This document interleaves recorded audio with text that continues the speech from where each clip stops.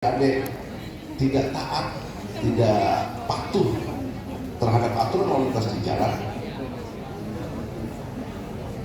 nyawa kita terancam. Betul nggak?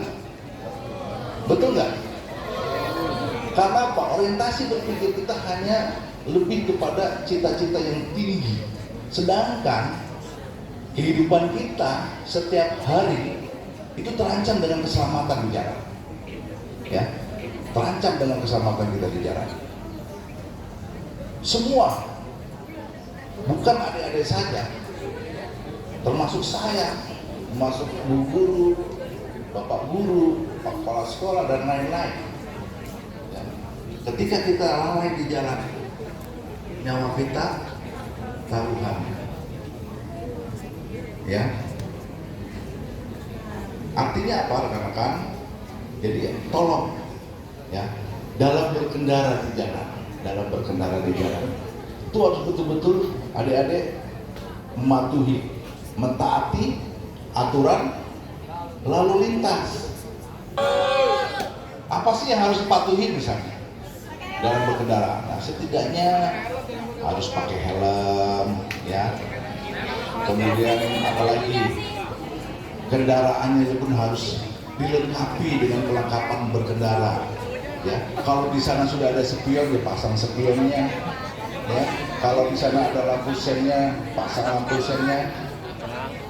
Kalau ada lampu utamanya yang besar, ya dinyalakan. Ya, jangan dicopot. Karena apa? Katanya nggak gagah. Ya, maka dari itu adik-adik tolong, ya, keselamatan di jalan itu tolong dijadikan yang utama, ya. Karena ketika kita di jalan, ya, bukan saja nyawa kita yang menjadi ancaman, tapi juga kita dimintakan pertanggungjawaban hukum, ya, dimintakan pertanggungjawaban hukum. Kalau kita nggak selamat pun atau kita nggak salah pun, kita bisa mengalami luka. Nanti kita masuk rumah sakit.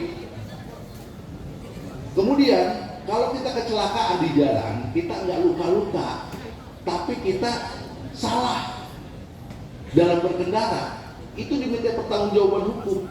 Misalnya kita berkendara naik sepeda motor, nabrak orang, penyeberang jalan, pejalan kaki, meninggal. Artinya apa? Kita diminta pertanggungjawaban, posisi kita salah, ngebut lagi, yang mengakibatkan orang lain meninggal dunia, diminta ya kita pertanggungjawaban. Akhirnya masuk rumah tahanan, iya nggak? Nah, terus kalau kita di jalan kecelakaan juga, maaf, kita meninggal dunia misalnya, mohon maaf, amit-amit, masuk rumah duka, ya. Jadi itu adik-adik tolong betul-betul diperhatikan, ya. Di Indonesia ini terkadang hanya berpikir, wah, di jalan ini polisi cuma bisanya nilang, kan? Bisanya nindak.